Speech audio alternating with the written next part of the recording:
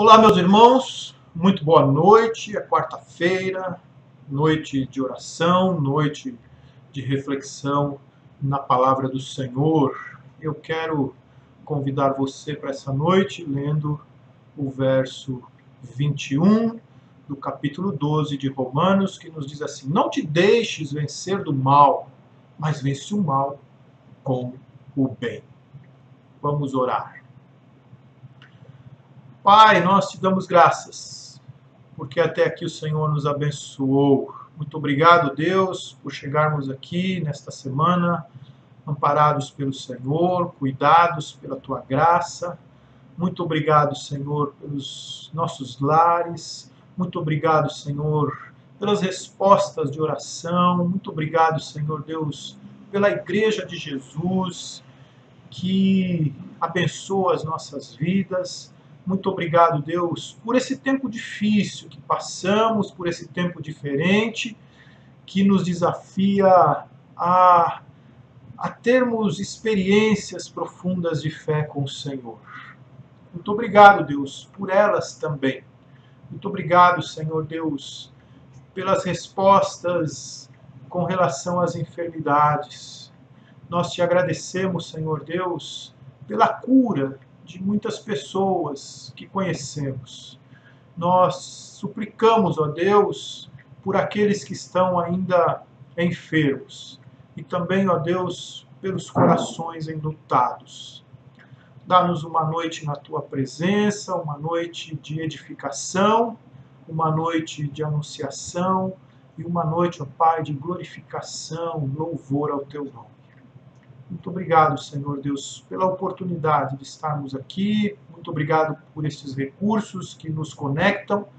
Nós te damos graças, em o nome do Senhor Jesus. Amém. Nesse domingo próximo, dia 13, teremos o nosso culto presencial aqui, como temos tido nos últimos domingos, e também será transmitido via online pelo YouTube. E nós estamos, assim, experimentando alguns equipamentos novos, pedimos a Tua paciência, mas até aqui o Senhor tem abençoado a nossa igreja, nós temos tido os nossos cultos, os irmãos têm conseguido assistir, têm conseguido acompanhar, e damos graças a Deus por isso. Também teremos o culto lá em Congonhas, com o batismo da Daniela. Ela fez a profissão de fé no domingo passado, e foi aprovada, e agora, domingo, então, faremos o batismo dela. Estará conosco aqui em Cornélio Procópio o pastor Ney, e ele vai trazer a mensagem na noite do dia 13, tá bom? E eu estarei com alguns irmãos lá em Congonhas, celebrando o batismo e o culto lá. Muito bem, vamos então louvar ao Senhor e depois teremos o nosso estudo, a nossa reflexão na carta de Paulo aos Romanos.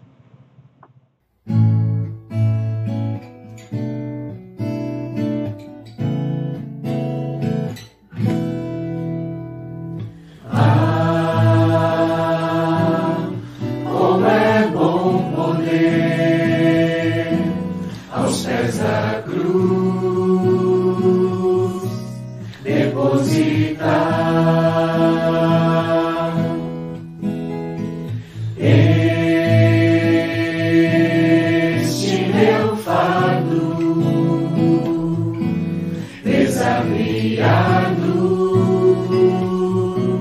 de carregar e não ter que andar ansioso de nada, senão a Deus tudo levar em grata súplice e oração. E a paz de Deus, então, mente e coração guardará em Cristo Jesus. Como é bom poder aos pés da cruz depositar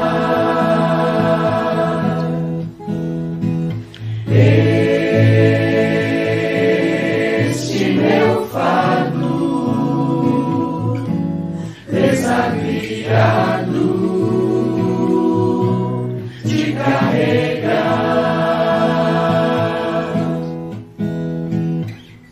que não tem que andar ansioso de nada, senão sobre ele lançar cada problema, cada aflição. E a paz de Deus então, mente e coração guardará Em Cristo Jesus, como é bom poder, como é bom saber.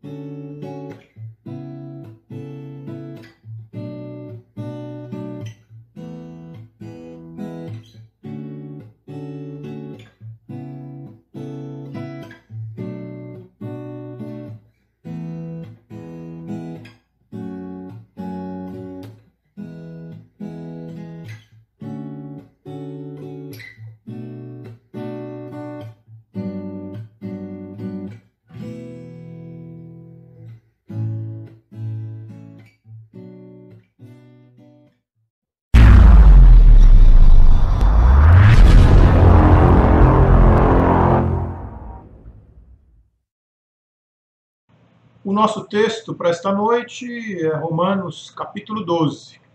Carta de Paulo aos Romanos, capítulo 12. Antes de iniciarmos, eu gostaria de orar com vocês. Pai, nós vamos considerar a Tua palavra, Senhor. Faz-nos trilhar pelo bom caminho da Tua revelação, para que ela seja compreendida, para que nós assimilemos bem os desafios que ela nos propõe, a fim de aprofundarmos o nosso viver pela fé, uma vez que o Senhor nos chamou em Cristo para sermos justos. Obrigado, Pai, pela justificação. Em nome de Jesus. Amém. O capítulo 12 de Romanos inicia, digamos, uma segunda parte do ensino de Paulo aos gentios, seus leitores. Podemos dizer que até aqui, Paulo orienta os seus leitores quanto à justificação pela fé. Ele nos mostra o que é isso. Ele expõe teológica e doutrinariamente o que é a justificação pela fé. Ele deixa claro quem são aqueles que, à luz da obra de Jesus, foram tornados justos. Aqueles que, mediante a fé, alcançaram paz com Deus. Paulo expõe também como isso foi possível, única e simplesmente pela suficiência do sacrifício de Jesus, que venceu a morte, para que com ele fôssemos ressuscitados e para que com ele andemos em novidade de vida. É assim que Deus prova o seu amor para conosco. Cristo morreu por nós quando éramos ainda pecadores. Então Paulo faz isso do capítulo 1 até o capítulo 8 de Romanos. Nos capítulos 9, 10 e 11, como nós vimos as semanas passadas, ele faz uma contraposição da postura de aceitação dos gentios e a rejeição dos judeus, a qual ele entende, ele crê que haverá de ser remediada. Então, estão aí os justos, aqueles que são justificados pela fé, aqueles alcançados pela graça. Mas esses justos, eles têm um viver. O texto diz, o justo viverá pela fé. Qual é, então, esse viver? Então, essa é a pergunta que Paulo responde nesses 5 últimos capítulos, a partir do capítulo 12. Então, Paulo passa da exposição doutrinária, teológica, para a exortação. Ele passa da apresentação da boa notícia, da evangelização, né, para o discipulado cristão, o discipulado cotidiano. Ele passa da apresentação do justo para mostrar como que é o viver pela fé. Então, Paulo expõe agora uma parte muito prática do Evangelho de Cristo para os seus leitores, ok? Então vamos ler no capítulo, nos primeiros versos, 1 e 2. Paulo nos diz: rogo-vos, pois, irmãos, pelas misericórdias de Deus, que apresenteis o vosso corpo por sacrifício vivo, santo e agradável a Deus, que é o vosso culto racional. E não vos conformeis com este século, mas transformai-vos pela renovação da vossa mente, para que experimenteis qual seja a boa, agradável e perfeita vontade de Deus. Paulo inicia apelando para que seus leitores se aprofundem na compreensão de que esse novo viver vai exigir deles um esforço físico e mental.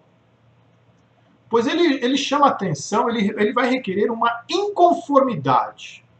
Toda inconformidade causa desprazer, causa certa dor, causa algum incômodo. O que ele chama de sacrifício vivo, santo e agradável a Deus. Isso acontece na mente. É uma questão de inteligência, porque apesar de certo desconforto, é o meio de se experimentar a boa, agradável e perfeita vontade de Deus. Vou dar um exemplo. Você já sentiu raiva por ser traído, por exemplo? E aí então você sente uma necessidade de vingança. Aquela dor forte no seu orgulho de estar sendo injustiçado, de estar sendo traído. E aí você sente uma obrigação intensa de se vingar. Esse sentimento, essa sensação, essa lógica que acopla uma vivência e uma emoção naturalmente, é um clamor do velho homem que vive dentro da gente, que vive dentro de você, que vive dentro de mim. Ele faz esse apelo para que você se amolde ao mundo, para que você sinta-se confortável, para que você não seja inconformado. Se esse clamor for ouvido, você vai sentir um certo prazer, mas ao mesmo tempo, uma vez justificado por Cristo, você vai fazer algo que você não quer fazer. Mas se você não faz, o teu orgulho te incomoda, te chama de fraco, te diz que o outro está se aproveitando de você, te diz que você vai ficar no prejuízo, te diz que é uma injustiça. Mas você quer obedecer a Deus.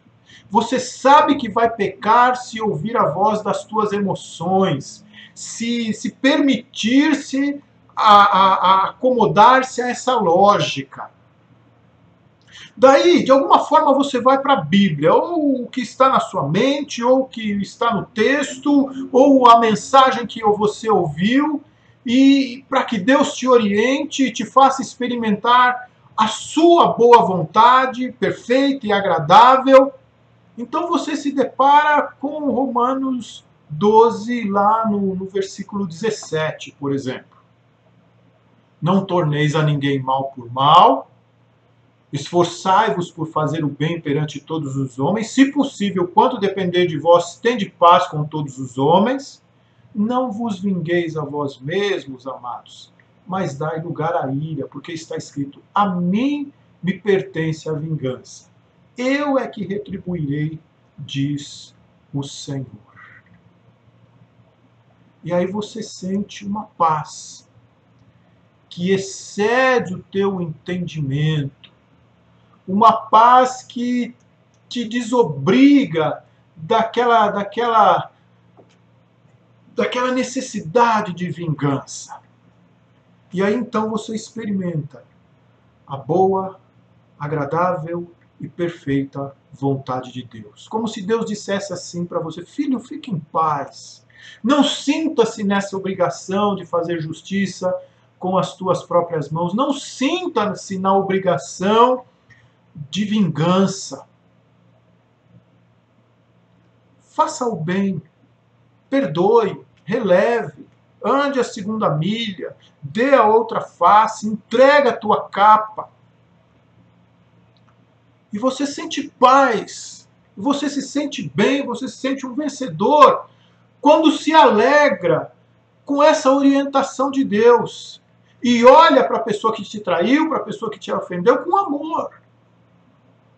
Então, viver pela fé exige de nós inconformidade com o mundo. Nós não nos encaixamos mais nos moldes determinados pelo pecado. Somos inconformados com esse modo de estar no mundo, alheio à presença de Deus, alheio aos mandamentos de Deus, alheio ao amor de Deus. Paulo, então, à luz dos ensinos de Jesus, nos chama a viver pela fé e nos desafia a vários procedimentos que exigirão de nós um esforço muito intenso para resistirmos ao molde do mundo, para ficarmos ali incomodados, inconformados com aquela naturalidade. E o primeiro deles é uma autoestima moderada, uma autoestima equilibrada. Esse é a primeira orientação que Paulo nos dá. Ele diz assim, desculpe, deixa eu voltar aqui o meu fundo. Isso aí é a arte do farel, meus irmãos. E ele nos diz assim lá no capítulo 12, ainda no capítulo 12, no verso 3 em diante, no verso 3 até o verso 8. Porque pela graça que me foi dada, digo a cada um dentre vós que não pense de si mesmo além do que convém. Antes, pense com moderação, segundo a medida da fé que Deus repartiu a cada um. Porque assim como num só corpo temos muitos membros, mas nem todos os membros têm a mesma função, assim também nós, conquanto muitos, somos um só corpo em Cristo e membros uns dos outros. Tendo, porém, diferentes dons, segundo a graça que nos foi dada, se profecia, seja segundo a proporção da fé. Se ministério, dediquemo-nos ao ministério. Ou o que ensina, esmere-se no fazer. Ou o que exorta, faça-o com dedicação. O que contribui com liberalidade, o que preside com diligência, quem exerce misericórdia com alegria. Não existe qualquer sentido para que alguém queira proeminência na igreja. Paulo fala, olha, pense cada um de acordo com a medida da fé, como convém, segundo a medida da fé que Deus repartiu a cada um. Então, a igreja é um espaço para que a equidade seja despertada e desenvolvida. A igreja é um espaço que Deus nos deu para que nós sejamos moldados por Ele. Somos diferentes, mas somos todos dignos da graça. Não existe qualquer sentido para que haja alguma condenação na igreja, para que haja algum julgamento na igreja. A nossa condição de justificados é a mesma. Temos na igreja funções diferentes, pois formamos um corpo. E para que o corpo funcione bem, liberdade, liberalidade é fundamental. O apelo de Paulo à nossa mente aqui, um culto racional, pela renovação da vossa mente, não pense cada um de vós, é para que façamos essa leitura da lógica do reino de Deus. O que media as nossas relações não é a meritocracia, mas a graça de Jesus. Essa lógica da graça de Jesus, ela é contrária a muitas das nossas emoções.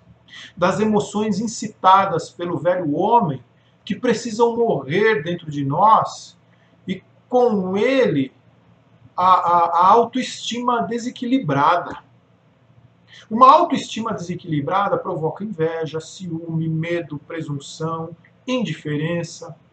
Uma autoestima moderada nos põe no nosso lugar. Faz ver com clareza as qualidades do outro.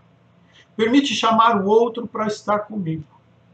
Permite ter paz com o bom resultado do trabalho do outro. Permite ver o outro, permite ver o bom trabalho, resultado do trabalho em conjunto, do trabalho do corpo. Permite me alegrar com o irmão. Uma autoestima equilibrada promove liberdade para a nossa comunhão. Pense sobre si mesmo com moderação. Por isso Paulo nos chama para esse exercício de pensamento. Não pense, não raciocine fora da lógica. Não se perca fora da lógica do reino, não se perca nas emoções negativas com relação a si mesmo. Procure mediar a tua autopercepção pela lógica da graça. É algo mais ou menos assim, olha, o que eu tenho foi Deus que me deu. Foi uma atribuição que Ele me entregou para eu servir com fé, com dedicação. Essas palavras estão aqui, ó, com fé, com dedicação, com esmero, com liberalidade, com diligência, com alegria. Uma vez que recebo de Deus, não há qualquer razão para orgulho. Paulo diz assim, no verso 16. Aqui. Tende o mesmo sentimento uns para com os outros. Em lugar de serdes orgulhosos, condescendei com o que é humilde. Não sejais sábios aos vossos próprios olhos. Uma autoestima equilibrada permite ver o bom resultado do trabalho em conjunto. Permite me alegrar com o irmão. Uma autoestima equilibrada promove liberdade para a nossa comunhão. Por isso Paulo nos chama para esse exercício de pensamento. Olha, não pense, não raciocine fora da lógica do reino, fora da lógica da graça. Não se perca nas emoções negativas com relação a si mesmo. Procure mediar a tua autopercepção pela lógica da graça. Como algo assim, por exemplo. O que eu tenho foi Deus que me deu. Foi uma atribuição que Ele me entregou para eu servir com fé, com dedicação, com esmero, com liberalidade, com diligência, com alegria. Uma vez que recebemos de Deus os nossos dons, as nossas habilidades, o nosso conhecimento, os nossos recursos, não há qualquer razão para orgulho. Por isso Paulo diz assim, tende em vós, no verso 16, tende o mesmo sentimento uns para com os outros. Em lugar de seres orgulhosos, condescendei com o que é humilde, não sejais sábios aos vossos próprios olhos. Uma autoestima moderada é um elemento fundamental para o exercício do amor, sem hipocrisia, para o amor cordial e fraternal. Diz assim o apóstolo, o amor seja sem hipocrisia. Detestai o mal, apegando-vos ao bem. Amai-vos cordialmente uns aos outros, com amor fraternal, preferindo-vos em honra uns aos outros. No zelo, não sejais remissos, sede fervorosos de espírito, servindo ao Senhor, Regozijai-vos na esperança, sede pacientes na tribulação, na oração perseverantes, compartilhai as necessidades dos santos, praticai a hospitalidade, abençoai os que vos perseguem, abençoai e não amaldiçoeis. Alegrai-vos com os que se alegram e chorai com os que choram. Saber que o que temos não é nosso, mas foi Deus que nos entregou para nós sermos mordomos, nos faz zelosos, fervorosos, nos faz bons servos. É uma questão de responsabilidade com aquele que nos confiou algo precioso. E por isso a alegria na esperança, a paciência, a oração, a perseverança, a generosidade, a compaixão, todas essas virtudes brotam quando nós entendemos que fomos agraciados, que recebemos e que somos mordomos e que precisamos administrar bem aquilo que Deus nos entregou, que precisamos treinar o nosso pensamento dentro dessa lógica. Uma vez o nosso pensamento treinado dentro dessa lógica, nós não encontramos razão para nos ufanarmos, para as presunções, para o orgulho. Algumas palavras desse texto, então, aludem à realidade de que viver pela fé não é algo simples, não é algo fácil, não é uma cadência que acontece com naturalidade. Há uma necessidade de nos avaliarmos o tempo todo. O justo que busca no seu cotidiano a boa, agradável e perfeita vontade de Deus, precisa aprender a pensar com a lógica do reino, com a lógica da graça. Nós somos bombardeados o tempo todo com a lógica do mérito, da meritocracia no trabalho, meritocracia na televisão, meritocracia entre os relacionamentos, meritocracia na relação de pai e filho, na relação de cônjuges, tudo. Então, por isso Paulo usa palavras fortes para chamar a nossa atenção para essa transformação, para essa renovação da nossa mente. Para nós pensarmos com essa lógica da graça. Ele usa expressões fortes que transcendem uma simples recomendação ou algumas solicitações. Paulo usa rogo-vos, é um apelo, uma súplica, um pedido que considera um investimento de energia intenso. Ele diz, não vos conformeis. A expressão nos chama atenção para a inconformidade. Coloquem-se nesse lugar de desconforto sempre. Questionem profundamente as emoções e não se amoldem aos caminhos que elas indicam. Ele diz, não pense de si mesmo. O que você vê quando se olha, quando se contempla, pode ser algo narcísico, por exemplo. E, portanto, não condiz com a identidade que Deus te dá de servo e de filho amado. Paulo diz ainda, esforçai-vos por fazer o bem. Esforço é para algo que não é espontâneo.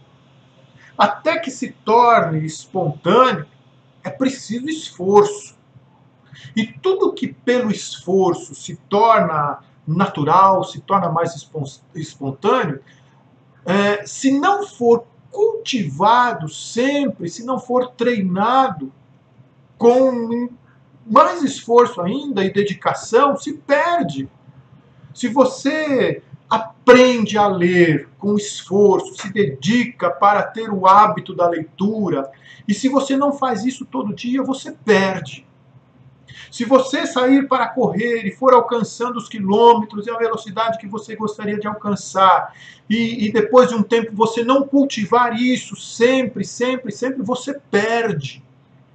Se você treinar muito para tocar um instrumento e se esforçar para que você apreenda aquele aprendizado, aquele treino, se você não se esforçar sempre, se você não se dedicar sempre, você perde. Se você tem uma habilidade artística e você não treina diariamente, você não se esforça para que ela se torne mais naturalizada em você, E se quando ela se tornar naturalizada em você, você não persistir naquilo, você perde. Por isso Paulo usa essas palavras. Viver pela fé requer de nós esse treino de mente, requer de nós esse esforço. Não é algo simples, não é algo que tenha uma cadência naturalizada, o viver pela fé, o experimentar a boa, agradável e perfeita vontade de Deus. Por isso Paulo usa: rogo-vos, esforçai-vos, não pense de si mesmo, não vos conformeis. São expressões fortes, exatamente para que nós entendamos essa realidade do viver pela fé. E ele se encerra com essa chamada, com esse imperativo: não te deixes vencer pelo mal. Não te deixes vencer do mal, mas vence o mal com o bem. Que Deus te abençoe e te faça de fato justo pelo teu intenso viver pela fé. Fica na paz do Senhor Jesus. Uma noite abençoada, que a graça, o amor e as consolações do Espírito de Deus estejam sobre sua vida hoje e para sempre. Um forte abraço.